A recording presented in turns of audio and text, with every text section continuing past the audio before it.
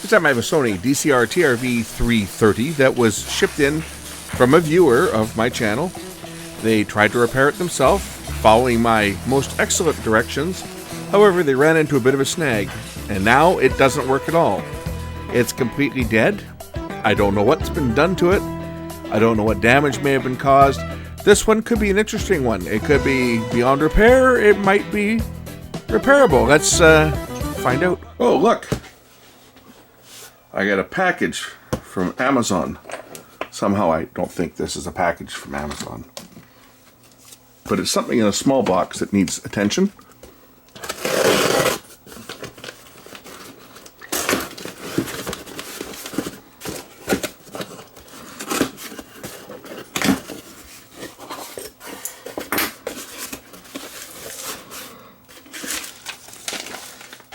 Oh, great.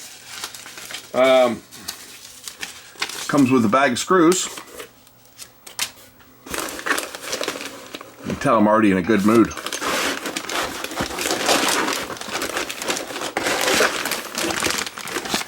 Another Amazon bag. What goodies do we have in here? We have a camera that's been shipped in with all of the screws removed. You know the saying, right? Shop rates, $100 an hour. If you watch, $125 an hour. If you help, $150 an hour. So this one is a digital 8, and well, it's been taken apart for me. So what's it say here? It says, okay, so here's what it says. I'm sending my Sony TRV 330. I followed all the steps from your YouTube video and I was able to get it to play video, but now I'm not getting any power. I was also unable to eject a high 8 tape. Yeah, okay, so there's a tape in it. He said, I didn't put the screws back in, so I figured you would have to take it apart again. Yeah, okay, well, let's see what's wrong with it. And while I'm doing that, I'm going to grind a few axes. How many of you guys, how many of you use gift cards?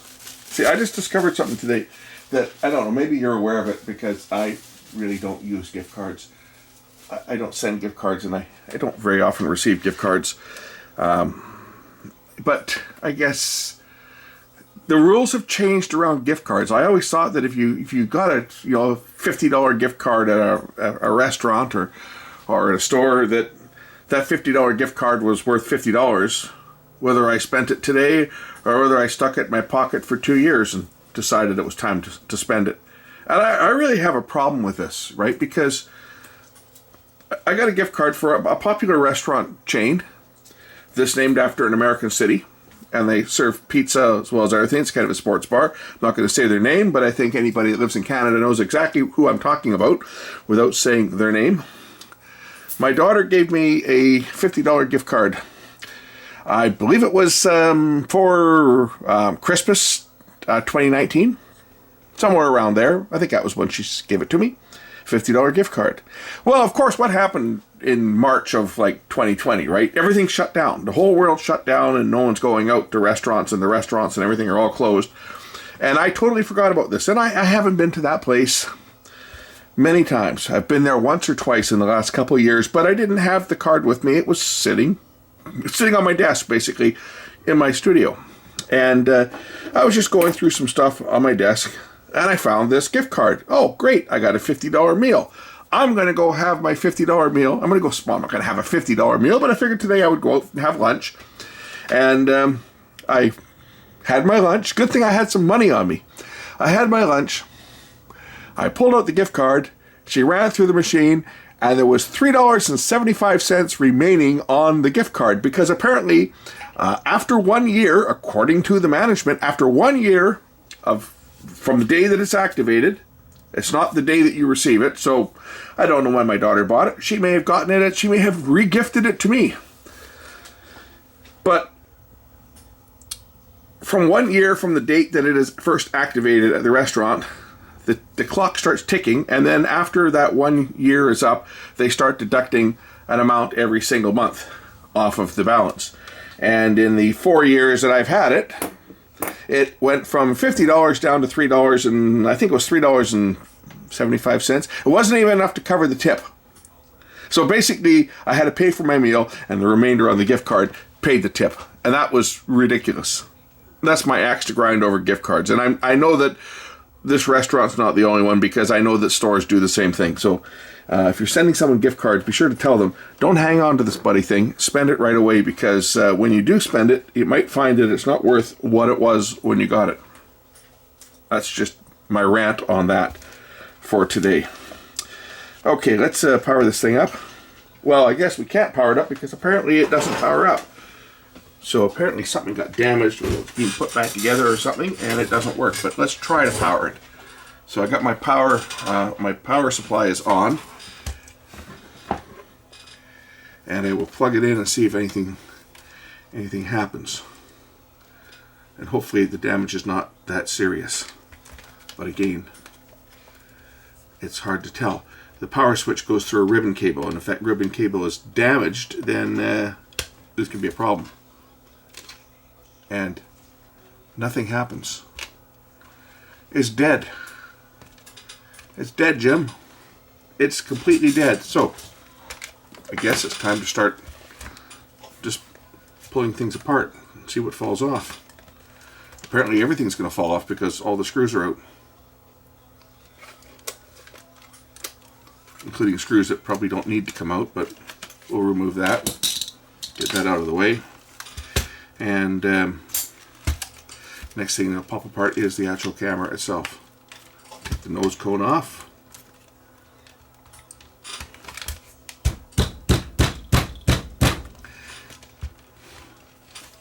These ones like to hang in there, just like that. Alright, and that is unplugged already. Plug's not in. At least the ribbon's not ripped. That ribbon's not ripped. I don't know about any of the other ones. Alright, lift off the top here.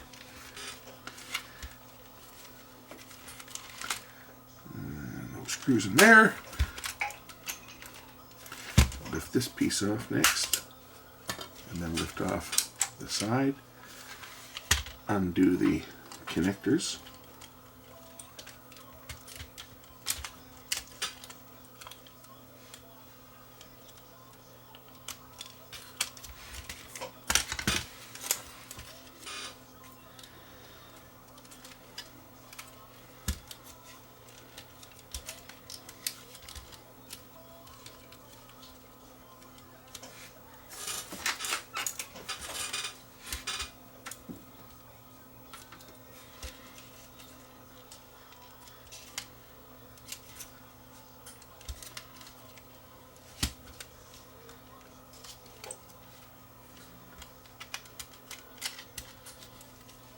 This does lift out.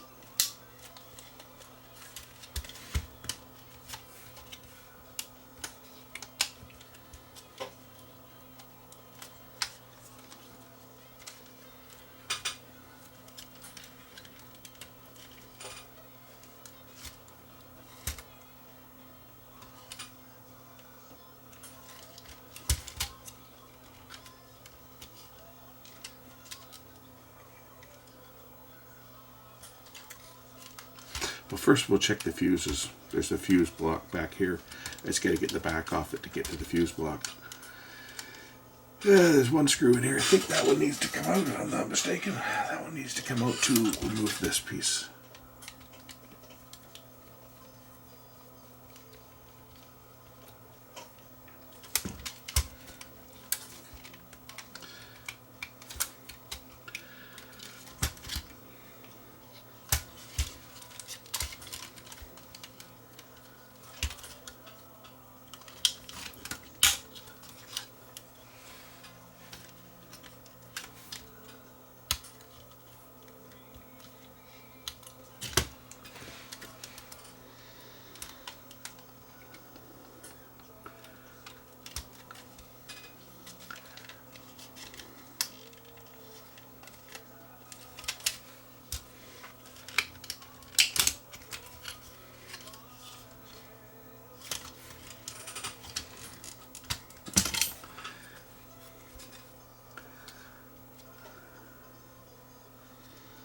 I'm inspecting the connector here to make sure this isn't damaged. Doesn't look like they've taken it apart this far, which is good. But then, if someone tried to remove this side without removing this clip and removing the tape and unplugging it, they would break this ribbon cable. So I just want to make sure that we're not looking at a torn ribbon, because that would spell disaster if this ribbon cable is ripped. Hopefully it's not.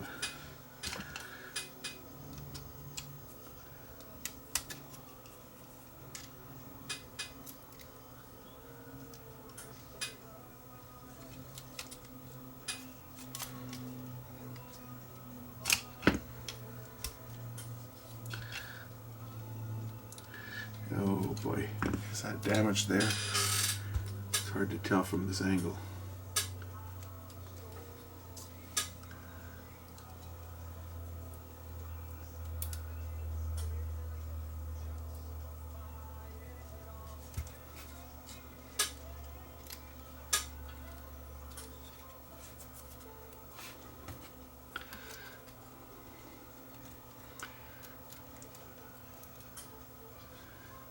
It doesn't look to be damaged, so that's good. I'm just checking this just to make sure that there's nothing that's damaged on here. We'll check the fuses. I think is there some fuses in this one? I don't know if it's in here. There's fuses on this board here. I don't think there are fuses in here. They're on this board. There's a couple fuses on here.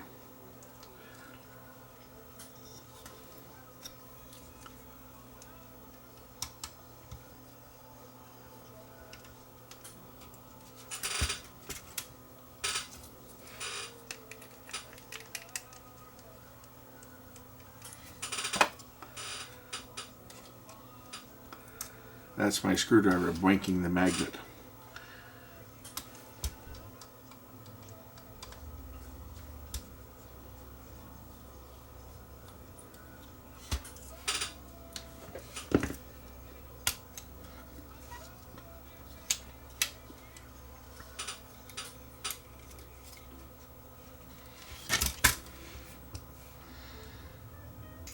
There's like, I think 4 fuses on this board. They're tiny. They're microscopic fuses. Okay, you guys see the fuses? There's a bunch of them here. There's one right down here. That fuse is good. There's another 3 more over here. That fuse is good. And that fuse is good. And what about this last one over here? Oh, that fuse is blown. Ha ha ha, that fuse is blown. Okay, so we got a blown fuse. We're going to just put a tiny little wire over it, because I don't have any fuses that size. I mean, come on, this thing here, look at the size of this goddamn fuse. It's smaller than the tip of the screwdriver. Really? Sony? Yeah. Look at that. That's the fuse. So I don't have anything that small, but a piece of wire will certainly get voltage where it needs to go. Now, there might be a problem somewhere else. They may have shorted something else out, so I'll check everything else over before I power it up. But it's got a blown fuse, and these fuses blow very quickly. You just have to look at them the wrong way and they will pop. I'm just going to use a single strand of wire.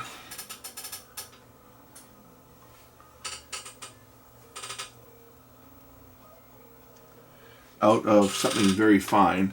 I'm thinking a single strand of wire from the braid is probably more. It'll be fine. It'll be fine. Trust me, it'll be fine. That way we are not just putting a big blob of solder over it. No, we need to have some type of current protection so that if something is bad, it's going to pop. And a single strand of copper from this is pretty small. Okay, focus on it there. There, now you can see it. A single strand from this is braid. So let's just drag a piece of copper out of there. I'm talking like one individual strand. That will form my fuse. That is what's going to be used. I'm going to put a fine tip on my soldering iron. Actually, I got a brand new soldering iron here. I haven't shown this off yet. I'm doing a video on this. I haven't even shown this off yet, but we'll try this. It's a little iron that I got. Bang good. So this is not the official unboxing, although it probably could be, but this is a little iron that I got. And the reason I'm going to try this is because it came with all these wonderful extra little tips. And I'm sure one of these tips is going to be microscopic. That one there might do the job. See, I had a whole bunch of tips with this thing. Chisel tips, and I'll be doing a review on this, so you guys don't need to see this just yet. But it does come with this little tiny tip. I'm going to use this to tack that wire down and kill two birds with one stone. So this is the iron that I'm going to be showing off, and I just wish I did the unboxing first. But I guess we can look at this now as an unboxing, because I will be doing a review on this in the next day or so, I would think. So we'll just, see, I can't unbox it anymore because I just opened it, but we'll pretend that I didn't open it on camera. I guess it is an unboxing. I'm opening it on camera. It comes with a nice little case. I'll have to keep this because I gotta put it back in the case for the official unboxing. But I wonder how this thing opens up. Oh, cool, just like that. All right. Let's plug the tip in.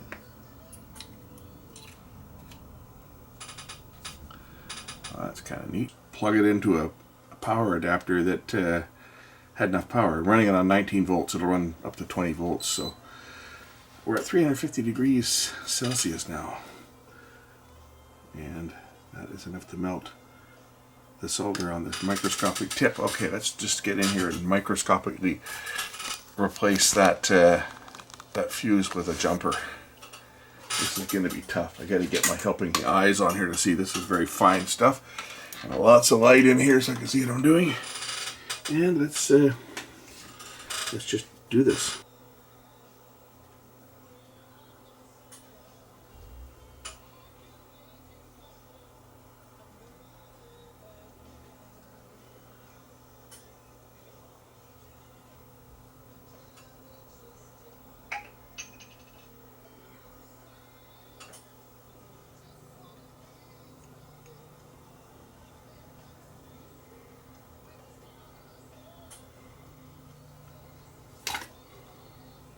I think I got it in there.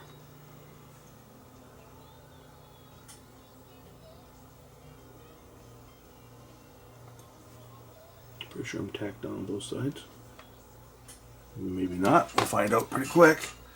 Let's put the cap on this thing. That should shut it off, I would think. Let's just see whether I've got continuity. It's basically taking it from here to here. So I've got continuity now, so let's put this back in the camera and see whether it powers up. So remember, don't pay any attention to that soldering iron that you did not just see me use, because I haven't officially unboxed it yet. Does that sound about right? Yeah. Yeah, I haven't unboxed it yet, so don't pay any attention. We're going to plug this back in and see if it will power up. I hate this double-sided, this sticky tape crap.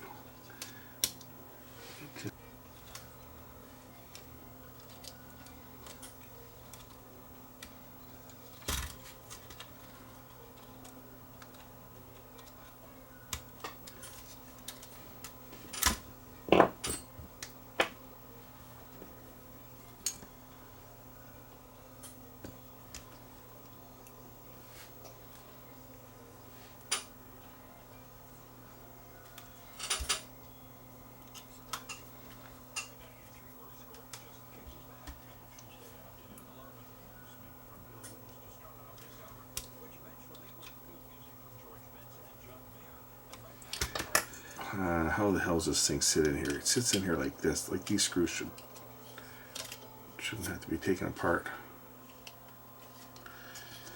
That goes in like that, and then this goes around it.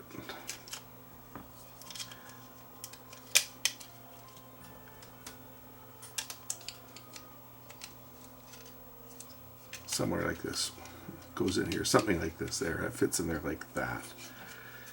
Right, that's a screw that doesn't normally come out, and it was removed. Go to the bag of screws and put that one back in to start with, just so that it makes it easier to throw it back together.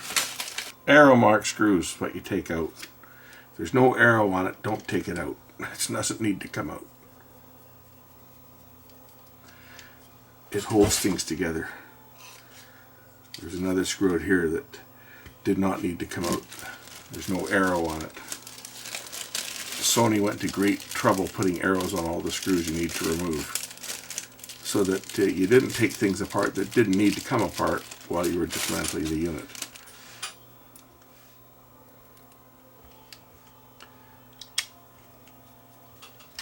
Okay, those two don't come out, you see. There's no arrows on these screws. Only the ones that have got an arrow, like that one and that one, come out. Screws without arrows you don't take out. Otherwise you have things falling apart that don't need to come apart. Like the hand strap.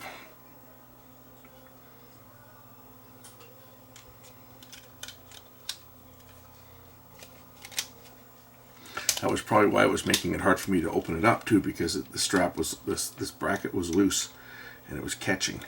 That could have been also what blew the fuse. That's back in place. Now I'll get the side cover on.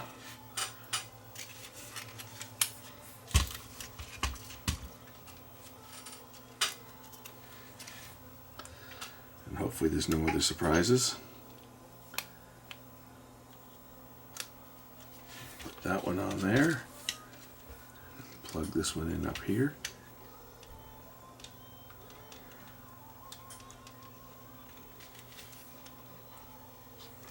And it'll pop in just like that. Alright, at this point in time I should be able to apply power and see some smoke. No, hopefully don't see any smoke. Hopefully the camera will turn on and it will beep, and we'll be able to turn it on and see a picture on the screen here, and providing there's nothing else that's damaged.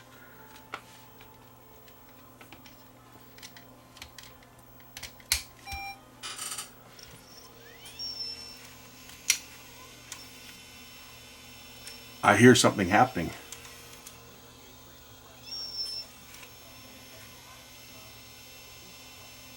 Oh, what do you know? I see a picture that looks to be quite badly broken up, but I see a picture. It almost looks like dirty heads.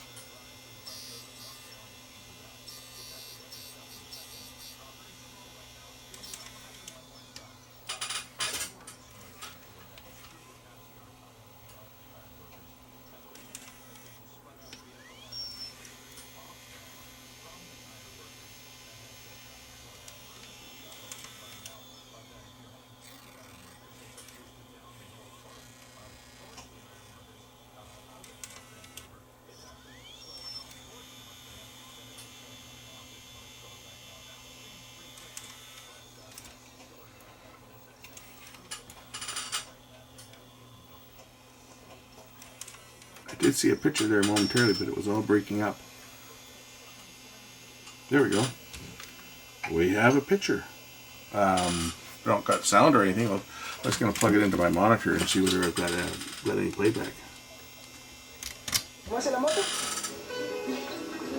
Okay, I have a picture.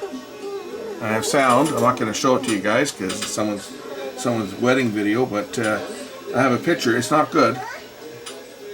It's not good. It's looks like an alignment problem. I'll show you a few seconds. You see the picture is kind of stuttering. Play my own tape here. Okay, so we know that the camera is playing properly.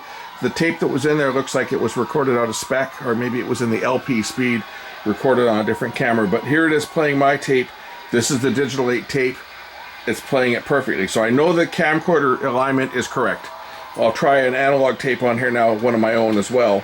And we'll see how it plays back a high 8 tape recorded on my camera.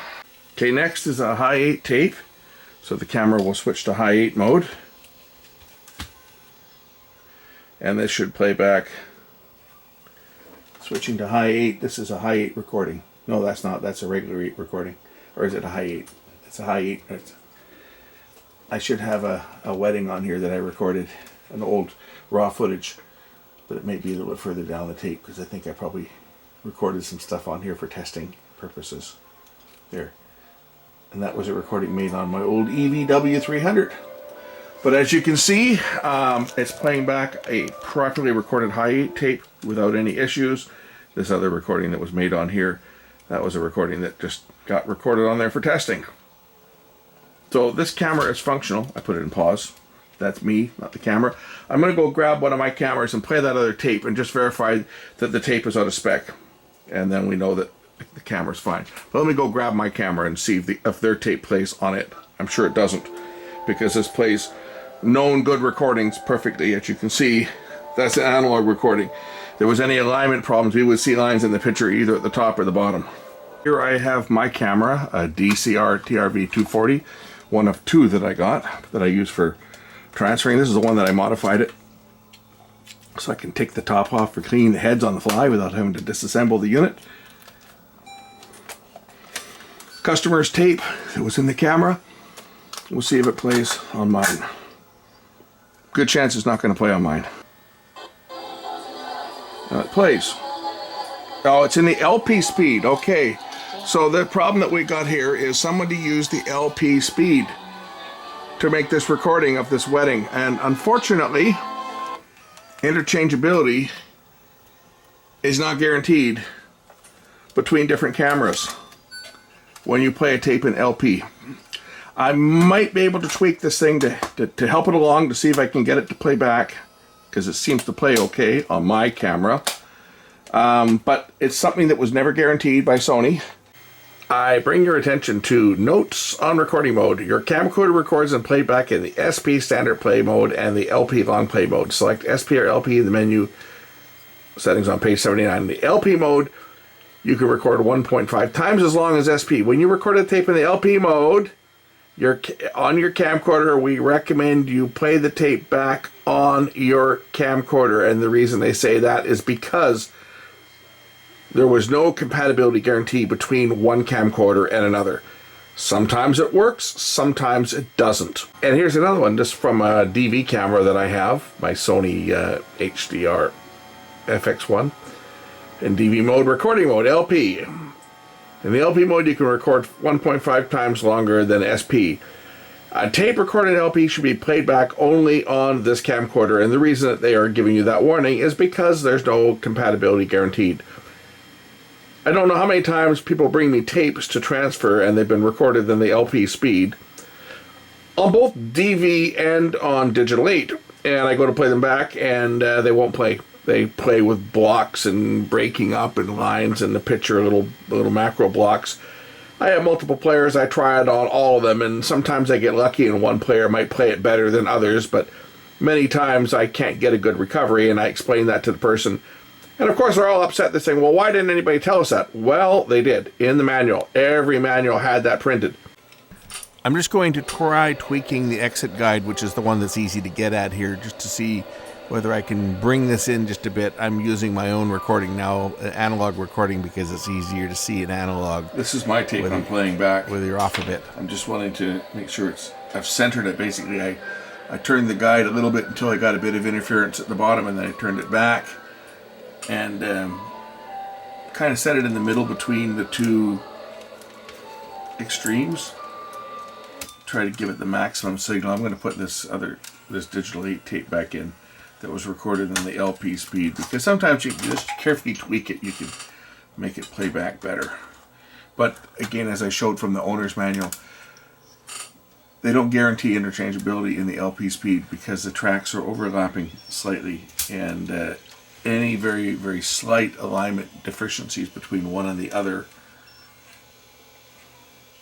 can cause playback. Oh, okay.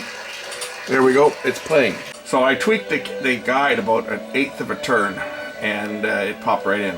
But you can see it's playing clearly now. So I guess it's okay. I can start to put this unit back together. Excellent. I'm going to just go over and make sure that the edge connectors and stuff are seated properly on here, just to make sure that nothing's loose. So just unplug the power, and then we'll test it again before I put it together. I just want to double check. I know that the owner of it followed my directions and undid the edge connectors and put them back in, but I want to just make sure that they are properly seated. The one that's that I'm most concerned about is this one right here, which is the one that the head drum plugs into. This is the one that quite often gives us trouble. Is this one right here. So we'll just undo it and put it back in. Do the same for this one here. Just undo it and push it back in.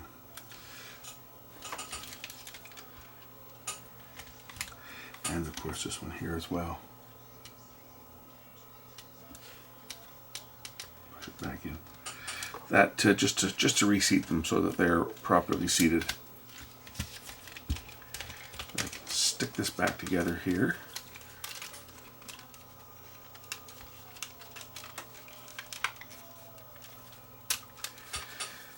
And we'll give it another test before I start reassembling, just to make sure that I didn't knock anything loose.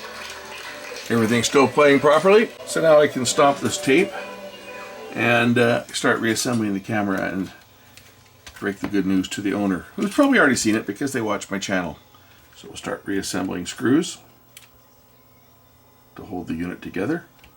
I'm getting a kick out of listening to the radio. So last week there was a big game here for soccer. I guess it was Miami came to town, and their star I don't follow soccer, so I don't know who the star players are, but apparently one of their star players didn't show up. He decided he wasn't going to come and play after they had sold tickets, and they had sold tickets at an elevated price. They actually sold out 65,000 seats at the stadium to watch Vancouver play. I think it was Miami. I'm pretty sure it was Miami. Anyway, the star player, I'm not going to play this game. I'm going to take a personal day. I don't feel like going. So fans are all pissed off now, and rightly so, because a lot of people came from like way out of town. Like I heard on the radio and on the news, some people spent thousands of dollars. They flew in to watch this game. They got an expensive hotel because, of course, the price of the hotels went up because of the demand. So all these people came into town and to see a game, and the player that they came to see wasn't there. So I guess it's left a bitter taste in some people's mouths. So now the people are demanding a refund. And I know the Whitecaps at the time, they were saying, well, we'll give you the concession stuff will be like half price. That doesn't fare well when you've spent thousands of dollars to come out. You kind of feel like you're getting ripped off, right? You pay thousands of dollars to come to town to watch a game, and it's like the game isn't being played the way you expected. So now the call out is for refunds, and people are crying for refunds, wanting their money back and wanting their hotel paid, and probably want their airline tickets paid too as well. And it's like I said, well, here's a solution for the remainder of the season. I'd laugh my ass off if they played to an empty stadium. If everybody said, you know what, I'm not even going to show up. Now that would send them a message. That would be funny, actually. I think that would be hilarious if they were playing to an empty stadium, if nobody showed up for it. That's kind of a way of sending a protest. But anyway, that's what's amusing today on the radio and on the TV.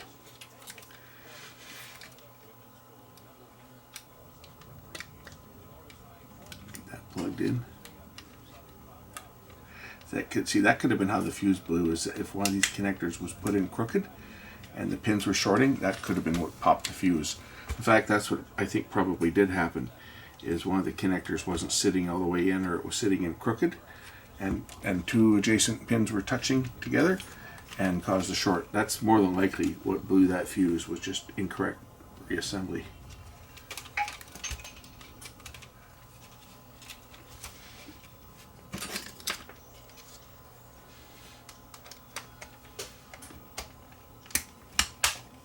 That's why I modified that piece on mine by cutting these tabs off, right? So that I can open it up without having to take the camera apart.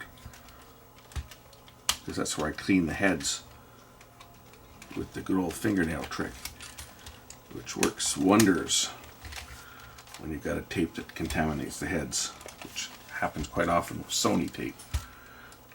Certain models of Sony tape, not all of them, but certain Sony high 8 tapes, the metal particle tapes, cause some issues with head clogging. The tapes themselves start to deteriorate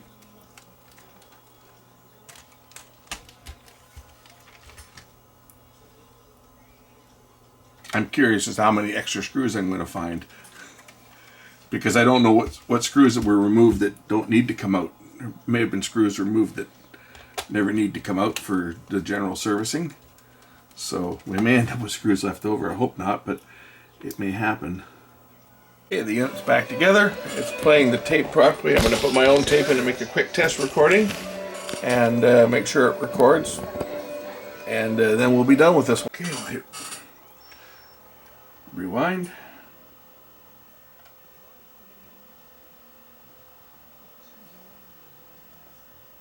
Okay, playback.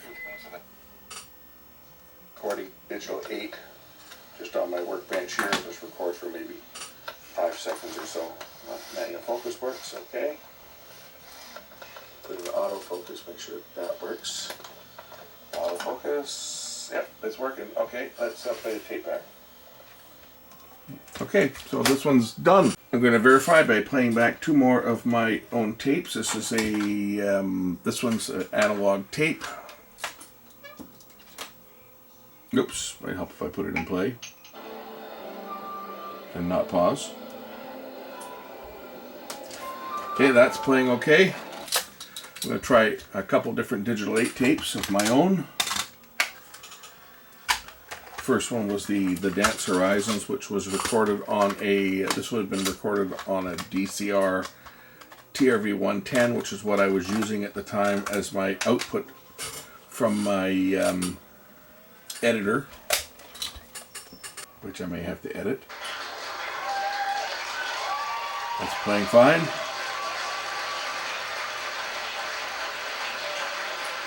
As you can see, that tape was recorded 24 years ago.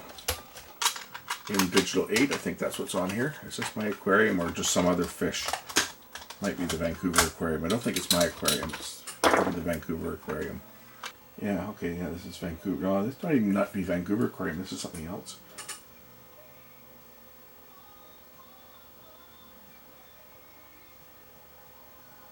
Yeah, I don't think there's any sound on this tape.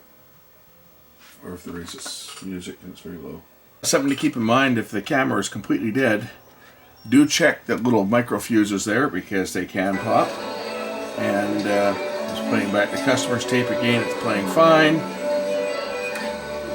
Okay, I'm going to send it back just like that in the camera. That's it. Thanks for watching. Again, if you run into problems with them being dead, do check the micro fuses. And especially if it happens right after you've put it together, make sure you haven't seated one of the edge connectors or one of the ribbon cables in incorrectly. If it's seated in at an angle, it can short out, it'll pop out the fuse.